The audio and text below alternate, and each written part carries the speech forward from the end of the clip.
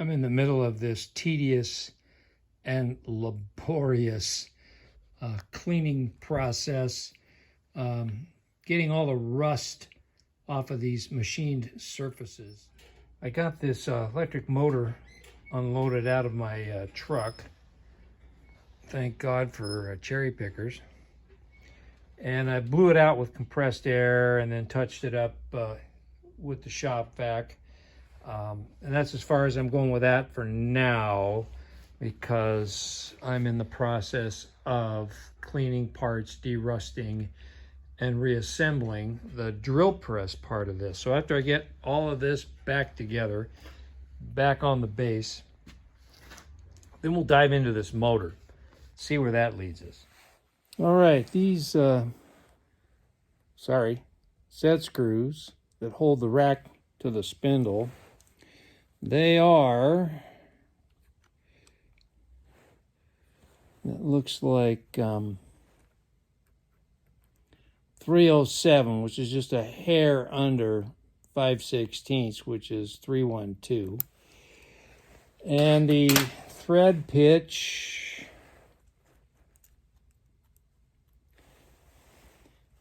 is, I don't know if you can see that, is 18. So we've got 5/16, 18. Why am I measuring those? Because I got to run a bottom tap through those holes and clean them up. Threads are kind of boogered and full of dirt. So we'll clean those up and then we'll get the rack on here. I mentioned in an earlier video that I was going to do a feature video on something, an old piece of vintage iron that was had a close family connection to me. I'm unfortunately going to have to postpone that because I was sent several pictures of the item in question, and they all opened fine in Gmail. And then the other day I went to open them to show some friends, and access denied. Apparently there was a time limitation set somehow, I don't know, and I've been YouTubing for several days trying to access, figure out how to overcome that access denied and look at those photos. And of course all the YouTube videos that come up are all from foreign countries, Asiatic countries, and the English was terrible and none of the recommendations worked.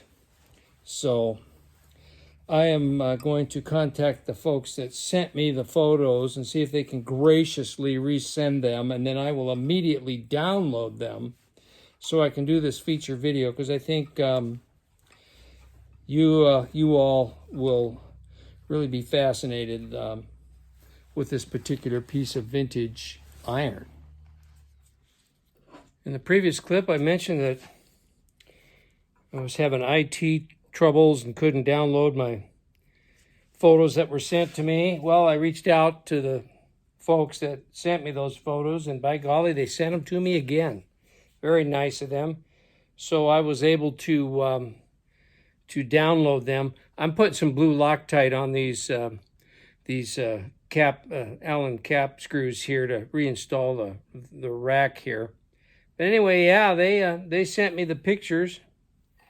And I was really tickled to get them. Was able to download them, and then as a bonus, I was going through some pictures in my that were my dad's from decades ago, and lo and behold, I found additional pictures of the same machine, and so I'll just give you a little spoiler teaser here. The machine that I'm going to feature in a separate video here real soon was built by my dad's uncles. One uncle in particular, and I'm sure his brothers chimed in and helped with this thing. It's been featured in a couple of magazines, one of them Steam Traction, which is no longer in print, unfortunately, and then Farm Collector magazine. I wasn't able to find an exact match, but I did get a 5/16 set screw that'll tide me over for now until I can come up with something else that'll suffice for this. And this is just kind of a placeholder because it doesn't have the right shoulder on it to hold the thing in place, but it's good enough for now. So I'll go ahead and get these all tightened up, and then we'll move on to the next process. I got all the rust cleaned off this spindle here, and now I'm taking emery paper and going over the surfaces just to, you know, clean up a few little scratches and all that. I do have some wear here. That's where those bearings reside. And I think over time chips got in there, and you can see there's some scoring on the shaft there. Excuse me, I got a bug. So I've been working that over with emery paper as well, just to take the burrs off before I put the bearings back on, which, by the way, they cleaned up beautifully. I've just got them sitting here in WD-40, you know, just for lubricant and all of that. And here's the inner race and outer race. You can see an outline where each ball sat in the muck and the dirt for decades. That's not spalled or pitted. That's just staining.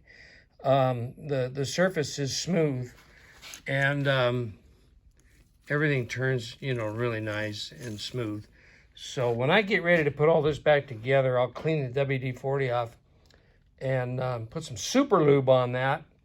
And when I get ready to reassemble this whole thing. Well, I got this all cleaned up, about as good as I'm going to get it cleaned up. It's a lot better than it was. So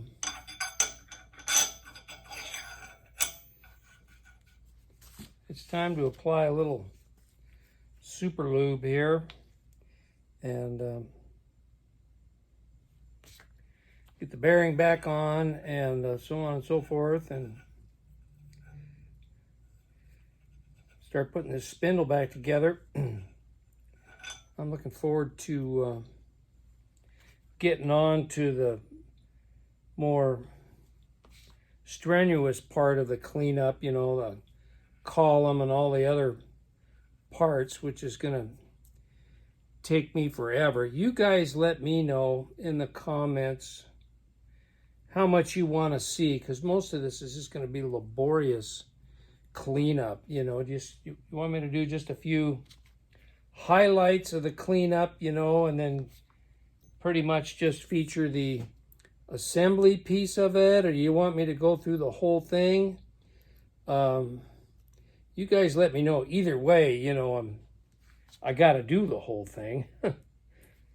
But I don't want to bore you guys with a bunch of content, you know, that's just cleaning and oiling and that kind of thing, because that's no fun to watch.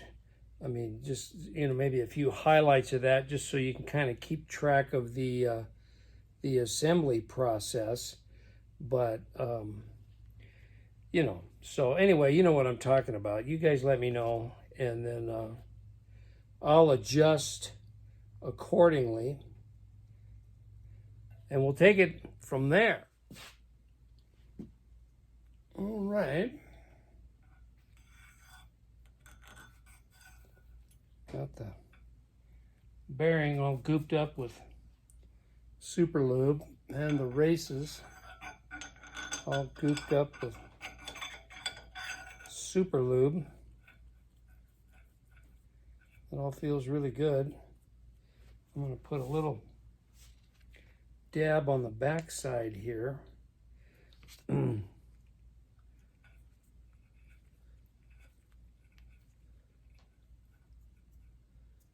There, that's good. Because now it's time, whoops, before I get too carried away here. A little oil here.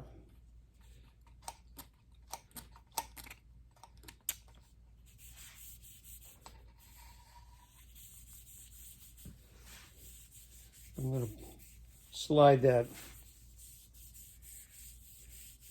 part of the spindle with a rack on it. A little oil on this to accommodate that. Okay.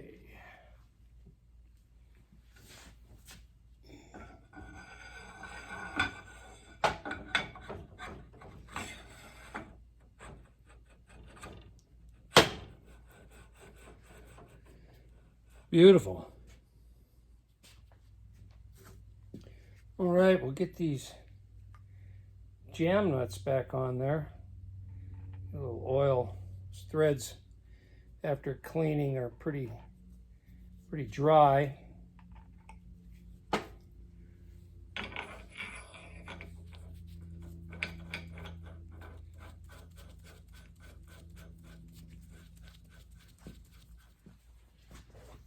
Well, I'm going to use the same punch to set this jam nut. I don't want to go too tight because I want everything to spin like it's supposed to.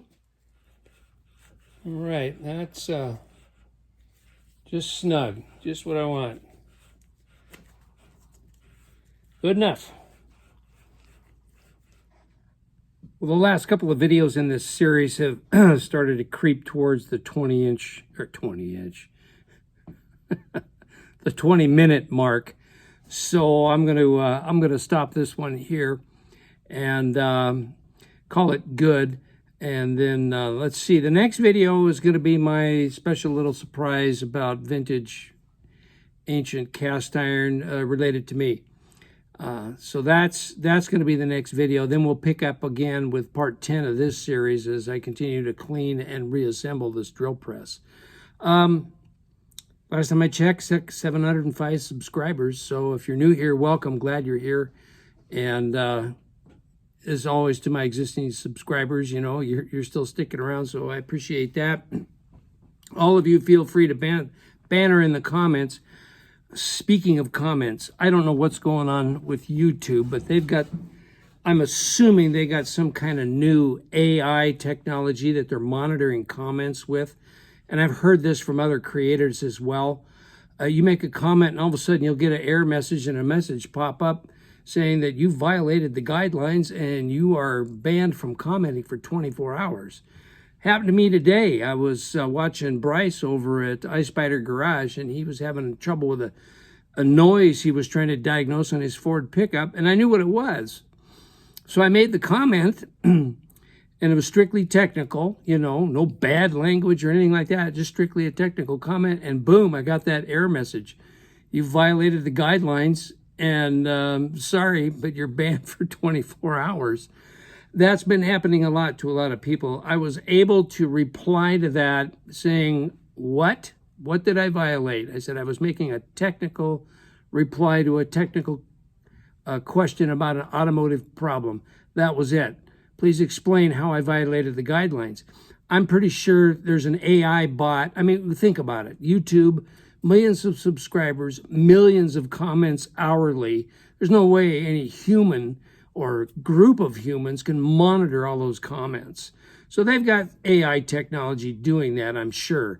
And the parameters they give it need to be reviewed because there is a problem there. Because a lot of people are making comments, innocent comments that don't violate anything, but they're getting banned for 24 hours. You get 3 strikes, boom, they kick you out. So it's a big deal. So if any of you have experienced that, welcome to the club. I know Ed Goslin at Goslin Farms has mentioned that too, you know, so it is what it is. 21st century technology is not perfect, you know, no matter how wonderful people think it is. It's flawed, and YouTube is no exception. Well, with that, I'm done ranting about that. It's not going to solve anything anyway, but if you don't see me commenting for a while, I'm in YouTube jail. So with that, thanks for watching. We'll see y'all real soon on the next one. And by the way, this is the last one for a while. You're going to see my face because tomorrow morning, November 6th, 2023, I start my face burning cream thing that the doctors got me doing. So yeah, it'll be a couple, 3 weeks before you see my mug again.